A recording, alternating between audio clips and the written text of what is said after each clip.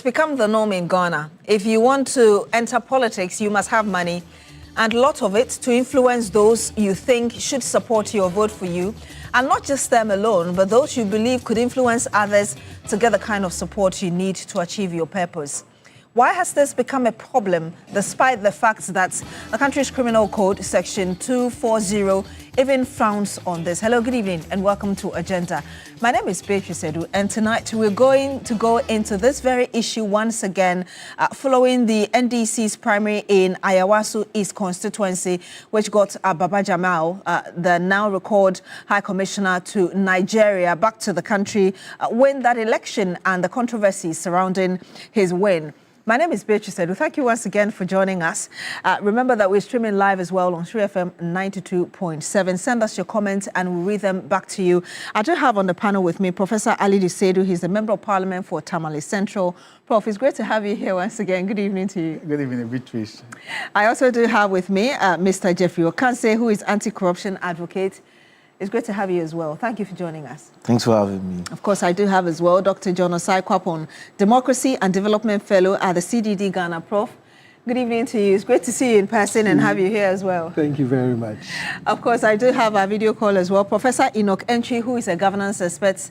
He's joining us for a video call. Prof, if you can hear us, good evening to you. Thank you as well for joining us. Yes, I can hear you very loud and clear, Beatrice. Greetings to all your viewers everywhere in the world and the panelists out there.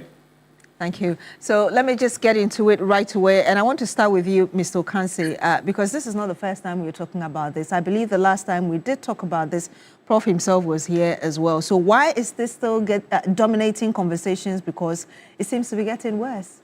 Yeah, because I think we've decided as a country to play the ostrich approach. I mean, we all seem to, when we come into the public light, we decide that, look, this is what we don't like. We've enacted a law to it. But then on the other side of it, we tolerate and see it happening. And it's moving from state to state, such that I've even seen videos of children contesting at the basic level, pledging and promising their colleagues the world. Children at which level? Basic level. You've not seen one of such videos when they were promising their classmates during their campaigns, you know, monies. They said they'll give them lajes, they'll give them this, you know. And I think that's how bad it is. People, you go to the Facebook or the social walls, and people see it and they laugh about it. I don't find them funny at all.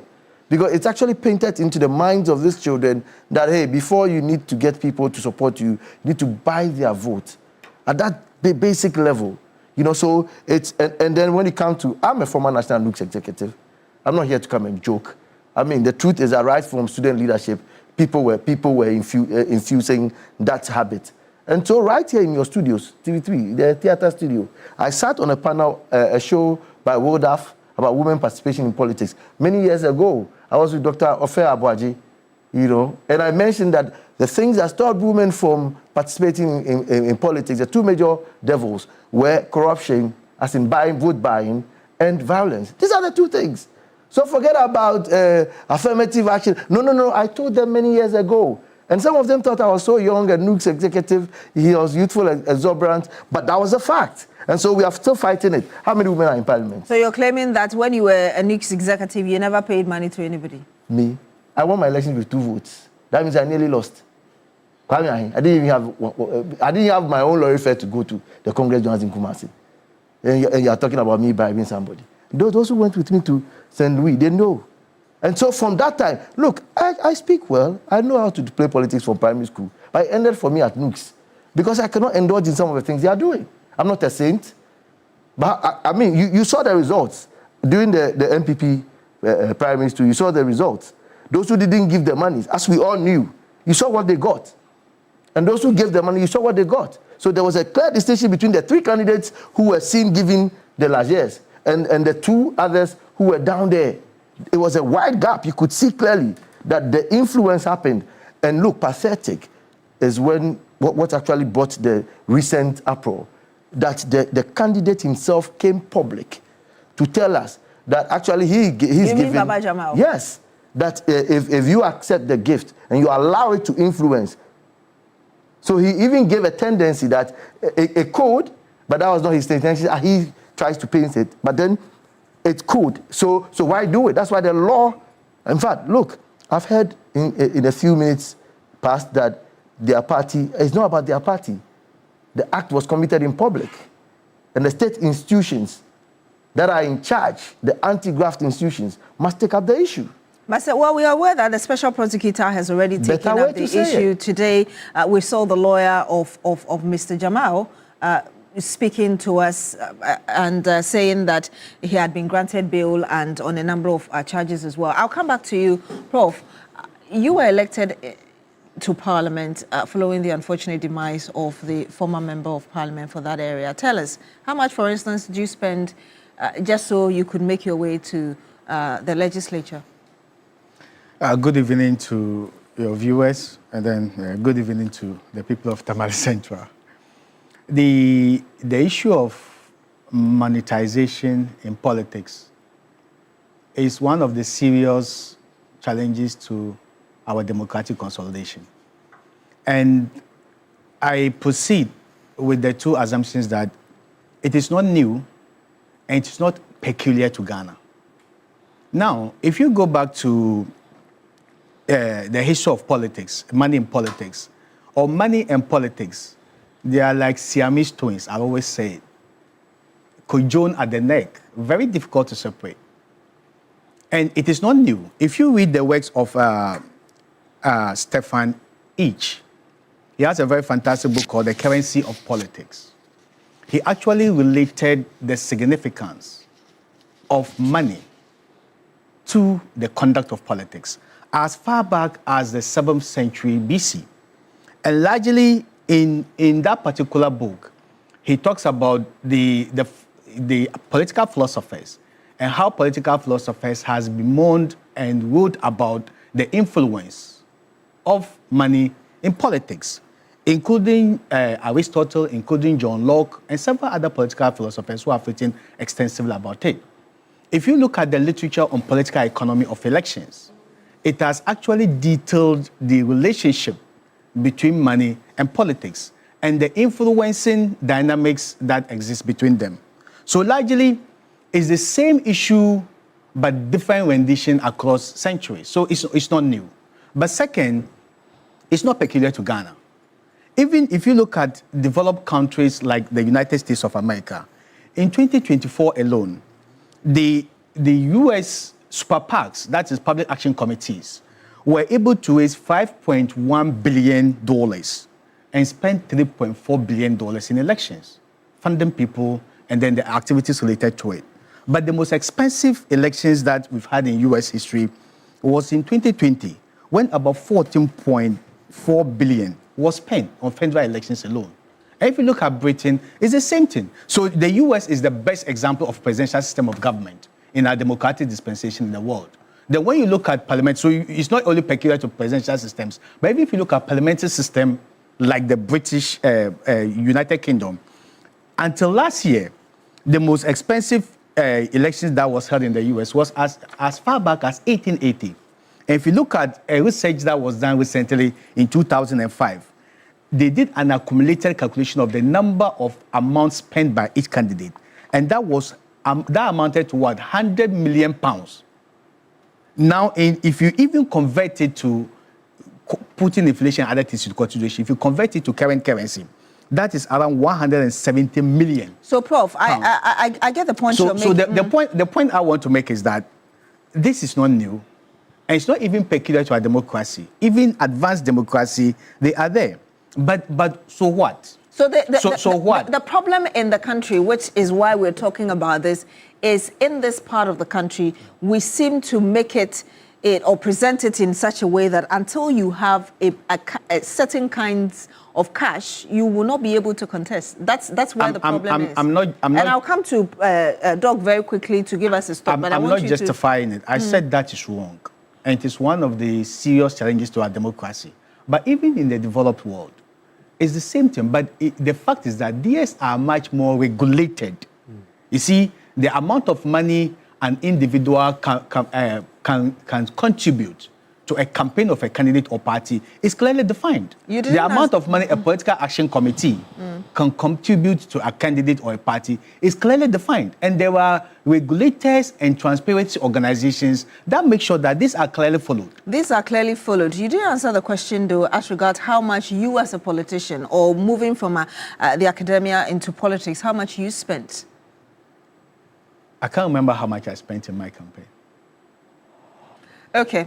I'll get back to you on that, Mr. Doc. I will come to you, but I want to get the quick thought of Professor Enoch Entry, who is joining us via video call, because you will really be breaking down for us what the CDD has done. And I want to get a quick thought of Professor Enoch Entry. Prof, if you can hear us, what are your own thoughts, or where do you stand on what's been said so far? Yes, I've been listening to my colleagues out there, and Prof talked about the PAC, and unfortunately, he said he can't remember how much he spent. Of course, if money is coming from your pocket, you should be able to tell Ghanaians how much you spend. It will help in academia and in resetting our finances and probity and accountability in our system. I think that, we need to reset our states and the means that we do politics. It is about vote buying and vote selling and where the money is coming from. These are the three fundamental issues. But in doing that, we also have a couple of questions. How do we ensure transparent selection process that is fair, transparent, and inclusive to boost the confidence in our young political dispensation? And then the second fundamental question is, how do we compensate delegates fairly for their time? These are the issues that we have to talk about. So yes, we can talk about a PAC in America, the UK, what is happening there, but individuals donate to candidates in US, in Canada, in Europe. It is not the candidate who goes and pay delegates money. Individuals donate $5, $2, $1 here to the candidates, and then the candidates will use the money for the media engagement and the community engagement that they do. And in the end, they also declare the money that they had and then the taxes that they paid and everything. Ours is different. We have a situation where you have to distribute TV, ice chairs, Kusiani Maku, whatever it is that we saw. And these are clear because candidates themselves have admitted that this is what they did. But let's face the fact, all the 276 members of parliament in Ghana, none of them did not pay a bribe or a gift to win their position. It means we are all delegates at a certain point. And because everybody paid something to end their position, we just missed the bus because this was a clear opportunity for all of us to say that enough is enough. We've been paying that kind of money. Yes, we need to find a fair system of paying delegates because they have been using their time. And don't forget, every delegate that you see in the constituency level, at the ground level, they also paid to win elections. So if you see a woman organizer there in the constituency, a chairman there, a secretary, they paid money to win those elections to be delegates. So the payment system has been starting from our grassroots, and we cannot sustain it because all parliamentarians know that it is choking them. So we missed the bus of this Baba Jama situation to use the situation to have a public debate. How do we fix this so that we will not be giving money and giving money and giving money, and people who are selling their votes and people who are buying votes? That is not the way to sustain our democracy because we have a lot of delegates who don't have jobs. A lot of our delegates, and I have a book here. Everything is documented on this book about Ghana's grassroots democracy, the suffering answers from delegates, candidates, spiritism, and renouncing citizenship. So I have talked about that we need to find a way to fix that problem because we cannot continue to buy votes and delegates cannot continue to sell votes. But how do we find the best way of compensating these delegates for their time in voting for us? And I'll come back to you, Prof. I want to get some more details as regards really what the problem is. Dr. Osei Kwapon, just give us really an understanding of why we have this even now. I know the CDD has done some work in this. So thank you very much. Good evening to your guest. Good evening to the co-panelist. I want to begin by saying those of us, whether it's civil society, media, we recognize that politics is costly. Campaigning for office would involve a certain expenditure. So that is really not the issue of contention. The issue of contention is how much of that is acceptable and to what purpose are you putting that money? So Prof was able to cite numbers from the US, in terms of who is raising how much these PACs are spending. The difference between those other jurisdictions and our jurisdiction is that there's a lot more transparency and greater regulation. I mean, if you look at even the election that former President Obama won in the US, I mean, the kind of money he was able to raise, therefore did not even need to take any public financing, right, was a whole new record. But you can go to the Federal Election Commission website in the US, you can find out who is giving money to who, how much. You can also find out on the candidate side what they are spending money Even open on. secrets, right, in the US? It's very, very, very transparent, and woe betides you that you don't properly report your campaign expenditure. The regulations are enforced that you can actually, there have been people who've gotten into trouble for violating campaign finance laws. The other thing, the other context too from the US is that, there's been a lot of conversations around putting some limits around how much money we can spend in elections.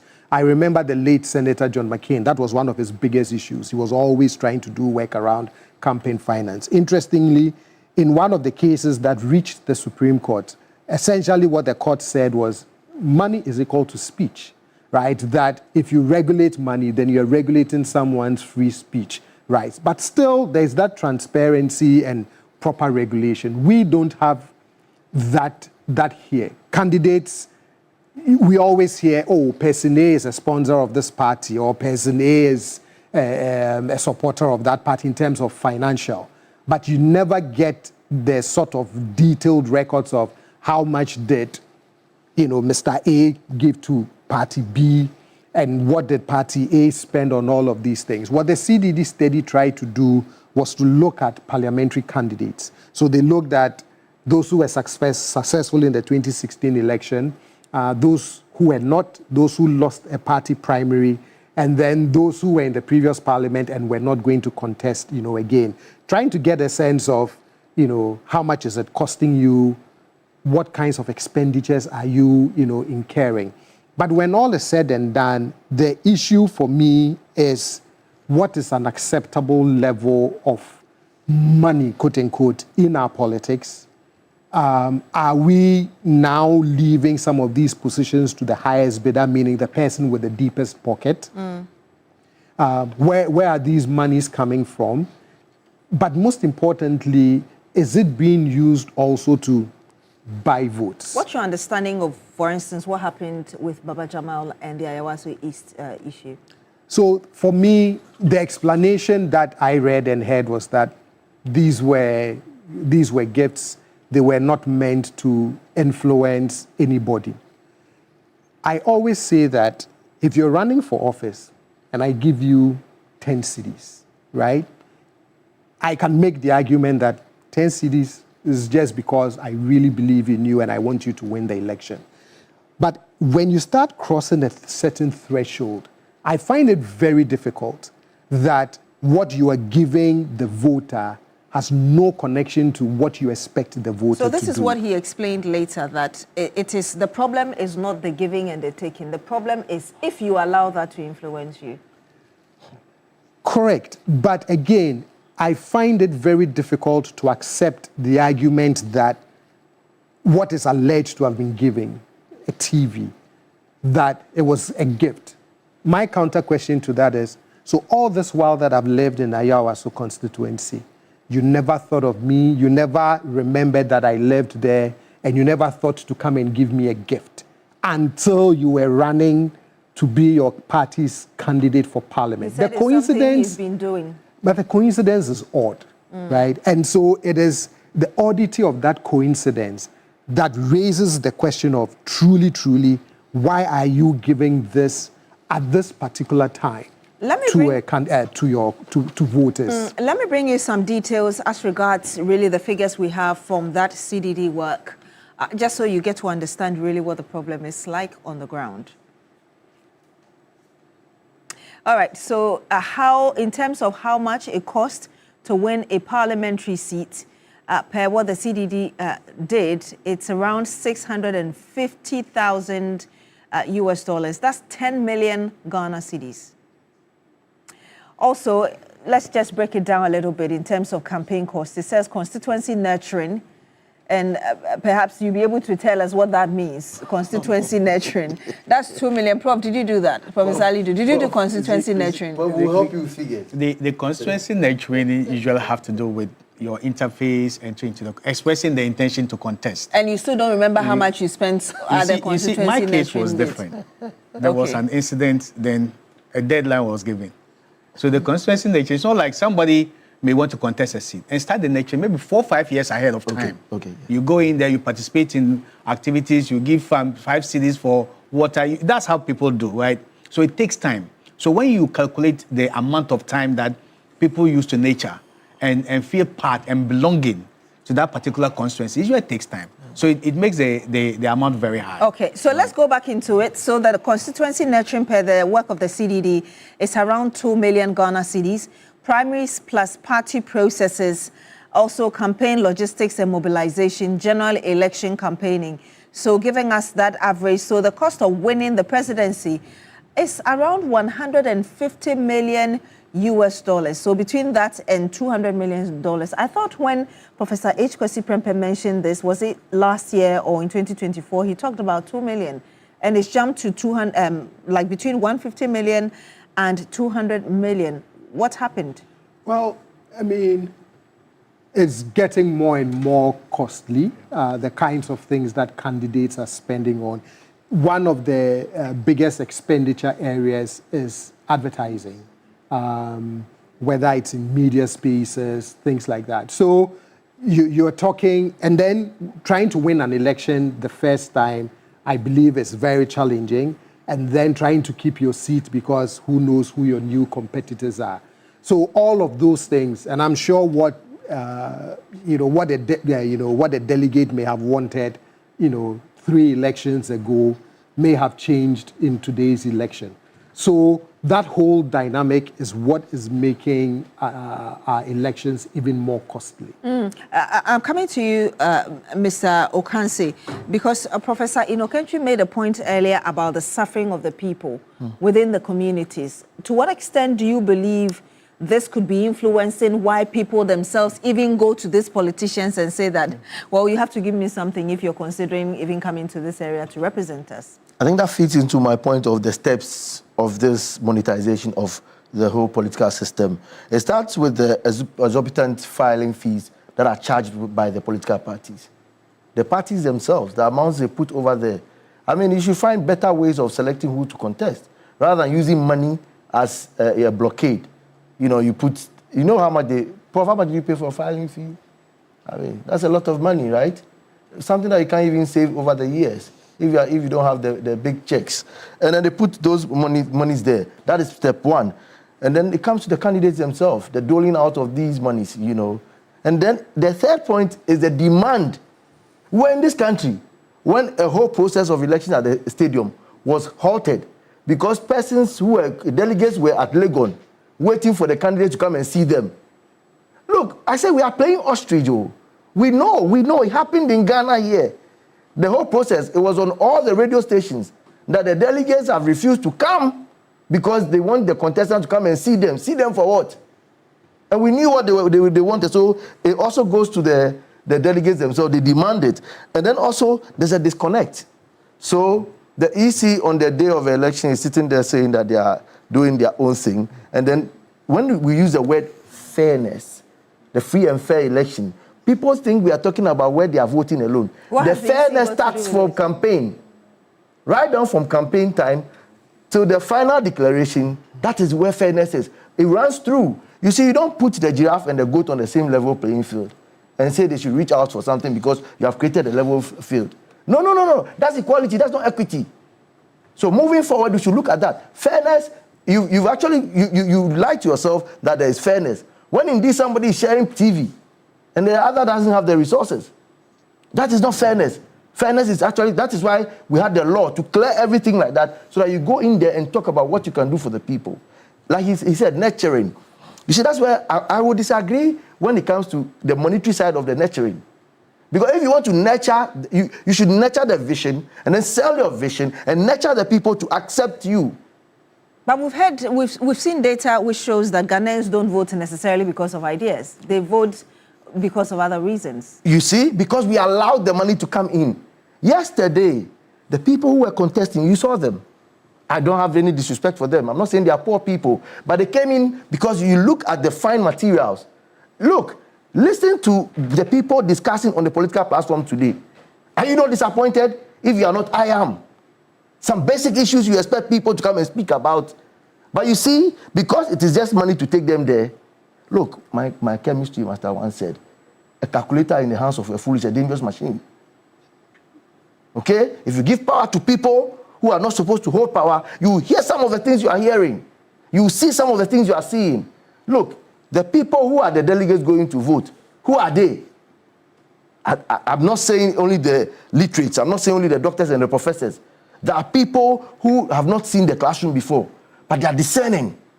They want to see what you want to do for the constituency. So nurture the ideas, see the chiefs, see the opinion leaders. If you want to be a leader, you start doing some things that we all know. Look, even in primary school, from class 4, class 5, we knew who would be class 6. In class 6 would be the prefect and be the prefect in DSS. We saw the behaviors. Look, drunks. You see, amongst them, when there's going to be something about election, you will see them going against their people. They want another person who is very clean to be the leader. Why? They'll tell you, look, this guy, will go and drink with him, and you want him to come and lead us. I saw that in the university. One of the election times, the other guys were like, look, this guy, we can't trust him. He's our own man. But that is how people can. So don't look down on anybody. Talk to them, nurture them, not about the money. Sometimes it's only about playing football with them, chatting with them, being there to do cleanups with them. When they see you amongst them and they fall in love with you because you do the right things, you don't need to buy them cars and motorbikes. You don't need to give them television sets.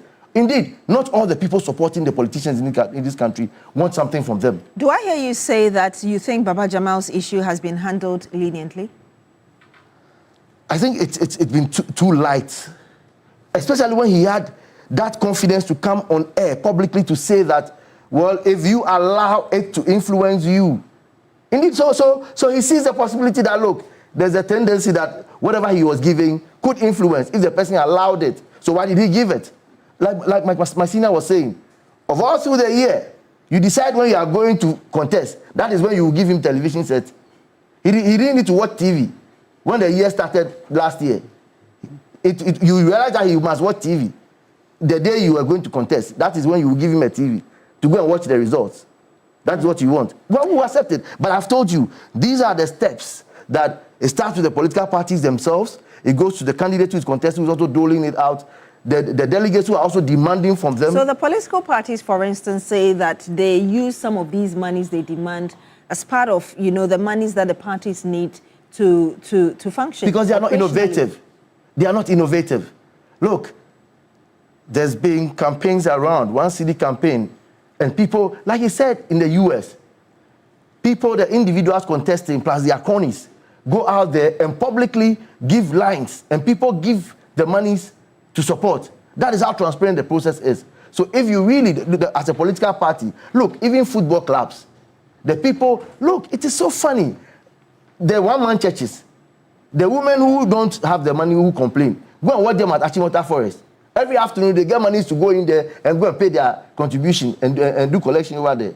So the truth is that, look, if you sell your ideas well, how come there are hearts of folk supporters, Kotoko die-hard supporters, who do Yibima, just to give, to take a player? Far back in the years, Charles Taylor, Kotoko supporters gave money just to buy him a car. I mean, they do good things for them. They give him some love because they believe in it. If you're a politician, you sell your ideas well, you're a nice person, you attract people. Indeed, there's no excuse to put that huge amount there as a filing fee so that you are using it to check whatever or to go and support your party.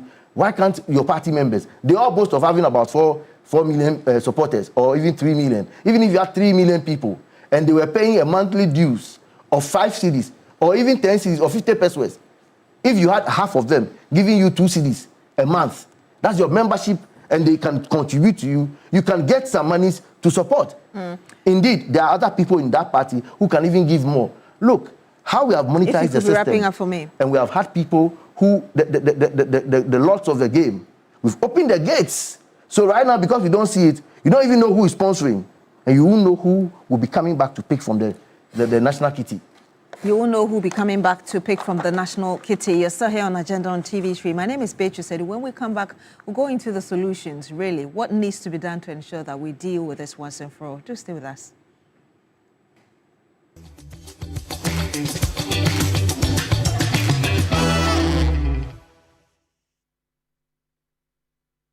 When you're going to buy a pen, don't look left, don't look right. Go straight and grab the luxury acrylic paint. No be any paint, be paint. The luxury acrylic paint. Paint mu champion. When you're going to buy a pen, don't look left, don't look right. Go straight and grab the luxury acrylic paint. No be any paint, be paint. The luxury acrylic paint. When the sun rises, there is hope. While this hope lingers on, the citizens look up to the government, the economy, the national development agenda, and everything in between. On Ghana Tonight, it's our utmost priority to bring you insightful conversations on the economy, break down the biggest issues while setting the agenda for transformation and national development. The big and important stories are treated from the human interest angle, while the facts and the figures are painted with precision. So now, let's cut the convention and start the conversation here on Ghana Tonight. I am your host, Alfred Okamsi. Ghana Tonight shows Monday to Friday at 10 p.m. on TV3. Brought to you by Flamingo Paint, superior durability, superior hiding, superior coverage, simply superior. Kel Charcoal Toothpaste. When you're going to buy a pen, don't look left, don't look right. Go straight and grab the luxury acrylic paint. No be any paint, be paint. The luxury acrylic paint. Paint mu champion.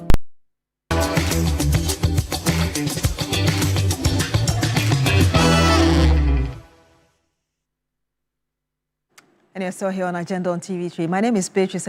Tonight we're looking at the cost of doing politics in Ghana and why it keeps getting more expensive, despite the regulations or the laws that guard these things and the fact that all of them frown on vote buying, among others. I do have on the panel with me Professor Inokentri, who is actually via video call with us. He's a governance expert, Mr.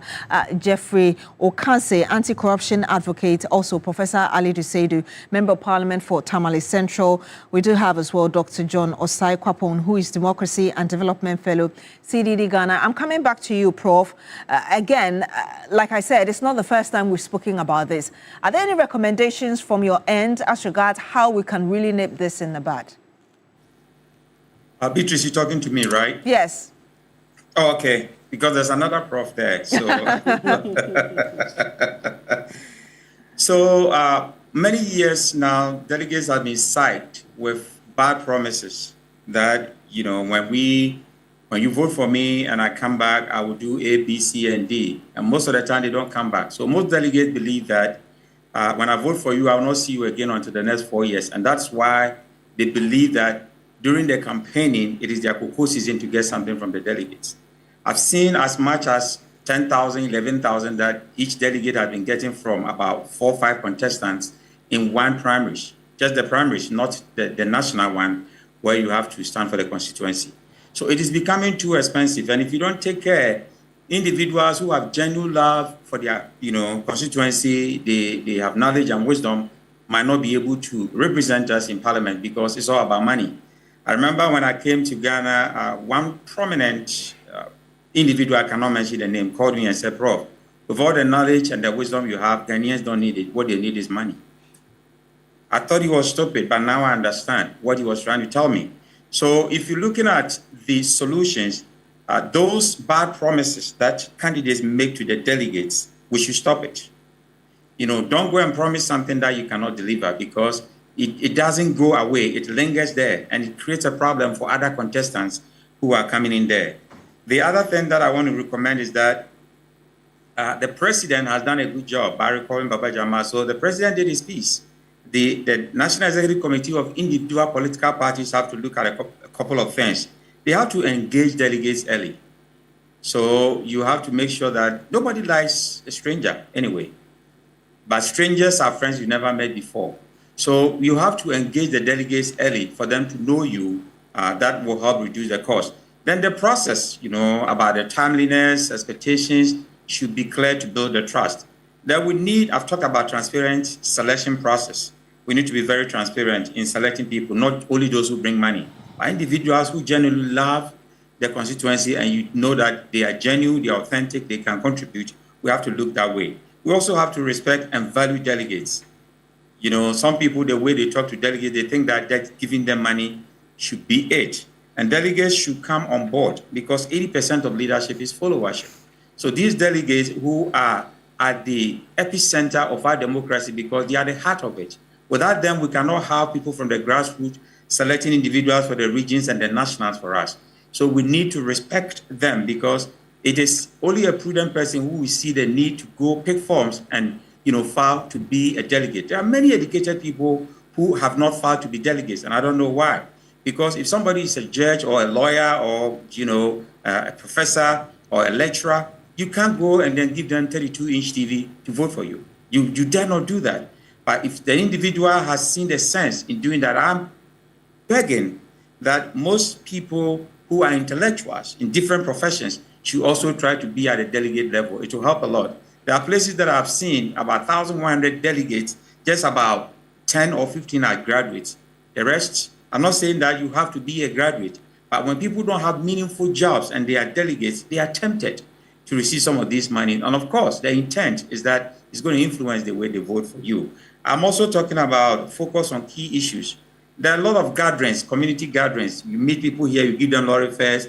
People come to you as individuals with different challenges. My husband has got stroke. I have this issue, school fees, and all those.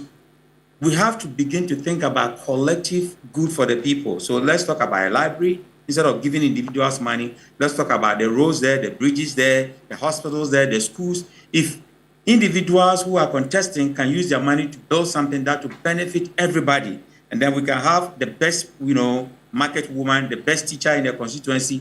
These are the things that are collective responsibilities and collective gains, instead of individuals coming to you to take money, because they will take money from each contestant. If you are 5 or 6, they will take money from all of you. Indeed. And then in the end, even a day before the elections, you have to put envelope money. And then there's a top-up envelope money.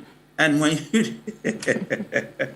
Well, Prof, I probably will have to come back to you, but let me just read a number of your messages before I get your thoughts on your recommendations. Evans 1GA says, Professor Enoch has spoken my mind. Indeed, if Professor Alidu will be honest with us, he would be able to tell us how much he spent, at least an estimation.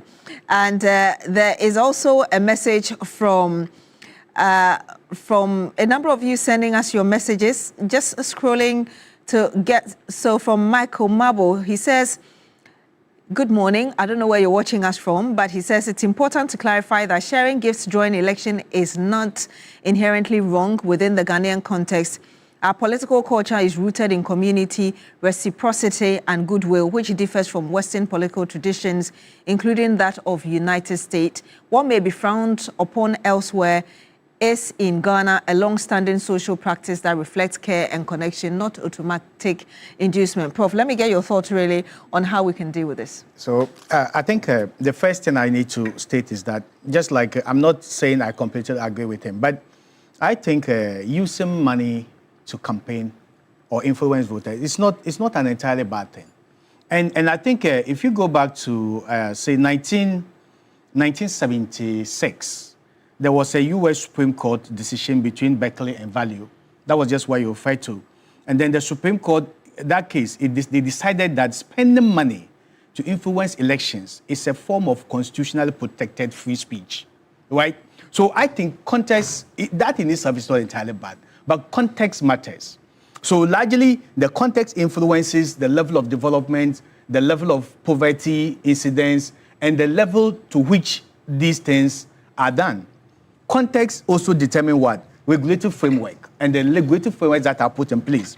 Context even determine voter behavior and voter actions. Even the most rational of voters can be selfish. That is the egotropic explanation of voter behavior. So what should we do? I think legislation is very key. I refer to the fact that one of the most high-spent elections, the most expensive election in British history, was in 1880. When the 1880 incident happened, the British system decided to put in place what? A committee. And an act was carved that was in Act 18 in 1883 to punish excessive spending and regulate spending behavior. So we need legislations to be able to regulate spending behavior, not just inducting the legislation, but enforcing them. You see, when we talk about US and all those places, most of them, the state plays a role, the extent to which political parties are funded and run elections. So they are able to regulate them. But here, if the state doesn't play a role in funding your campaign, the basis or the power to regulate you is very minimal. So we just don't need legislations, but we also need enforcement. And we also need, legislations, but we need enforcement. And we also need regulations. You see, maybe it's high time we created an institution that is able to regulate election spending. The EC is very busy with conducting elections, compiling research. Would there be another institution that can regulate spending in politics and all those things? So that level of regulation can actually help us. That level of regulation can help us. Another person says he was very economical with the truth. Why were the TVs given to only delegate? Why do our politicians feel like they are the only people privy to the school of common sense? So that's, I believe, to Baba Jamal. Let me get your thoughts briefly as well on the way forward. So I agree with the calls for regulatory oversight. There are provisions in the Constitution that talks about who and who cannot give to a political party, the requirement for audited accounts to be submitted every year that details revenue, expenses, all of that. We also have the Political Parties Act that speaks to some of these things. But I think where the law is very silent, and Professor Kweku Azar and Kwesi Prempeh, in a study they did, pointed out that the focus of our laws tend to be on the party and not on the candidate and the campaign, right? So a lot more regulations around that. But at the political party level, I have constantly advocated for an open primary. Every registered member of the party should be allowed to participate in a party primary. And the reason I give to it is that if the contention is that because we have a delegate system, it is easier for candidates to, quote unquote, buy delegates, then if you open the competition to everyone who is a member of the party and can vote, I always say that it is much easier, quote unquote, to buy a delegate or a number of delegates than it is to buy an entire constituency. The last thing I would add is I've had conversations with my friends in the political parties. When I talk about open primaries, they also mention logistics, the cost of it, and the fear that if you are not careful, people from the other side of the political aisle will infiltrate their primary and help select a candidate for them. But I still believe that there are ways around doing an open primary. And for me, that would be one good way to resolve that. When we come back, I'll get your thoughts, Mr. Okanse, and we'll wrap up the conversation. Just stay with us.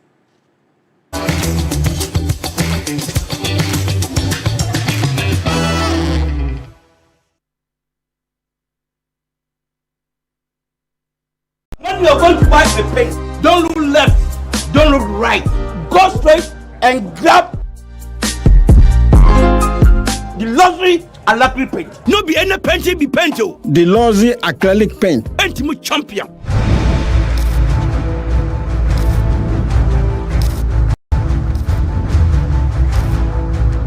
This is Hot Issues, your passport to the most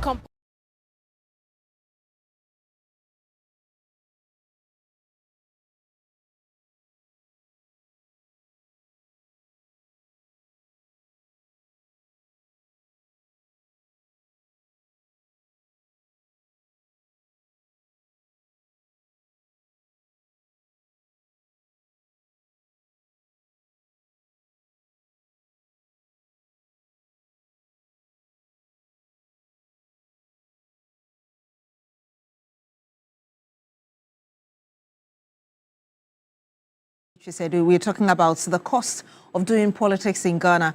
Mr. Kansa, I want to get your thought as well on really the recommendations. There are those who are suggesting that if you look at our Criminal Act 29, Section 240, and I'll just read that quickly. It says a public officer, juror, or voter commits corruption in respect of the duties of office or the vote if the public officer, juror, or voter directly or indirectly agrees to or offers to permit the conduct of that person as a public officer, juror, or voter to be influenced by the gift, promise, or prospect of a valuable consideration to be received by that person or by any other person from any other person.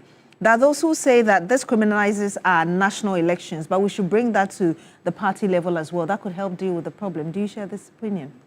Yes, I do. I think that it's one of my recommendations for us to review our electoral laws, and then we need to stick out firm punitive measures to some of the things we'll look at. But I have some two major things about the problems. We are creating a problem of corruption if we allow things to go this way. Because at the end of the day, there's no transparency around who is bringing in the money. Again, we are creating a very unfair playing field, because then it becomes who has the money wins the day. That is what we are doing right now. I mean, we are playing the ostrich. That's the problem. And the irony, I remember I told Prof, the irony is that after sharing the motorbikes and the television sets, they come to us as citizens, me, the son of a poor banku seller, to give them a car loan. The person who is sharing the motorbikes, the man who says, he said he has a fund of $2.5 million or yes. million Ghana cedis. Yes, 2.5. He didn't mention the currency, cedis, but yeah, he said cedis, 2.5 million cedis. Dedicated to giving free loans. The same man, after winning this election, I have to give him a car loan. That is why it's sickening. That's why it's very troubling. You go and share motorbikes.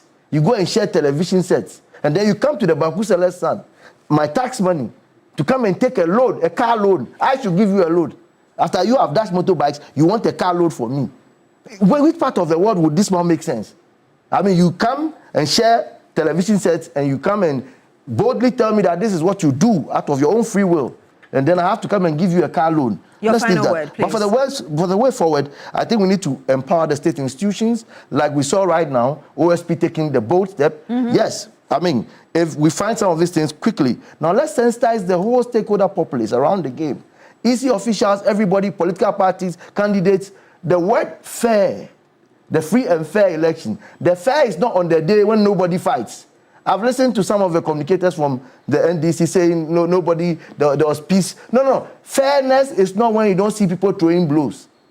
Fairness comes to when somebody has a money resource to be sharing TV and motorbikes. That is an unfair situation. You are creating a very unlevel playing field. We've never had a completely free and so well, it's relatively free. Relatively fair. And then we need all the institutions like NCC, EC to come together, and all the political parties to sensitize people about how fair the process should be. Now, the next thing we should do is to target, if we can't expand the electoral college, let's have common platforms for them to make the campaigns very simple. So, like for these primaries, you have the constituencies where they will go. It's one constituency that they are in there. So you can just create that area, electoral area platforms for them to campaign, rather than allow everybody else to show their political might with money. It's a troubling issue. And you see, to the extent... If you could be wrapping up for me, finally, please. To the extent that the political parties want to make a point that they charge these exorbitant amounts just because they want to raise funds, they should look at the churches, the one-man churches. They raise funds because people believe in the system. You should look at the football club approach. They do souvenirs and other things people buy, and they raise money through all these ones. And then the transparent processes must work. I think moving forward, all I'm going to say is that, look, if we continue like this, then we should always expect that after the election, the contracts will go to somewhere. Since we have decided that there should be ghosts who are behind the scenes sponsoring, and we don't want to see who it is, then the same ghosts will come and take the contracts when the election is over. So if we really want to fight corruption around elections, we should make it transparent and ensure that whoever gives a dime or a penny should come on paper, and so we see. Because if we make this system go on, we'll see our children. You see, a friend told me that a child came to him to say that he wants to share Calipo during elections, and that's where we have got into. That's where we've got into. Please, in 30 seconds. So one of the critical dangers to our democracy is monetization. And I do believe that critical steps has to be taken to regulate it and to make sure that we conduct elections in a way that merits the democratic principles that we have chosen for ourselves. But until that is done, I think there's still a whole lot of leeway for people to do what they think is right or what they think they must do. And even when this happens, I think the necessary appropriate law enforcement agencies has to take it up and make sure that the issues are properly investigated. And then punitive decision where it's necessary has to be taken. Because if you don't take the bulls by the horns, it will be very difficult for us to consolidate. Prof, in like 30 seconds. Yes, so Prof had mentioned the idea of state funding of political parties, except that the political appetite is not there. So in 2005, in a CDD study, 53% of Ghanaians were willing to support some form of state funding of political parties.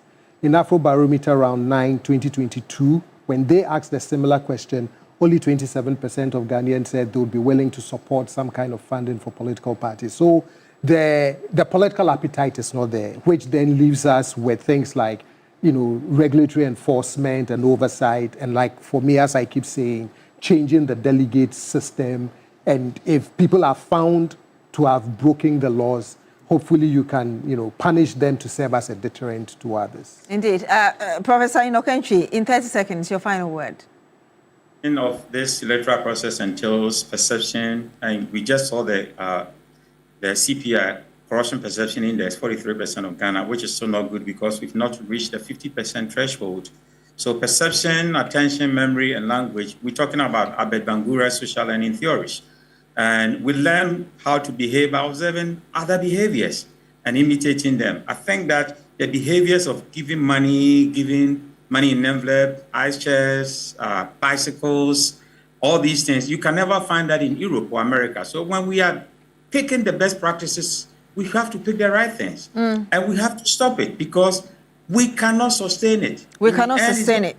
Yeah, it's going to be only those who have money who will be in our parliament and will not have the quality of people to have the efficiency that we're looking for. Indeed, thank you so much. Thank you, Professor Enoch Enchi. He is a governance expert. Thank you very much for joining us once again on Agenda tonight. Also to you, Professor Ali Dusedu, Member of Parliament for Tamale Central. Thank you as well for joining us here. Once again, to you, Mr.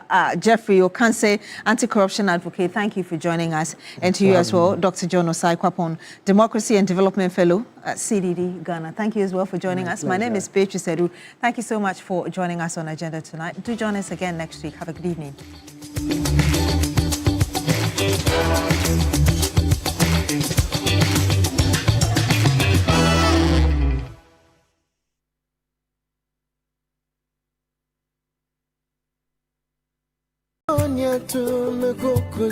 Why settle for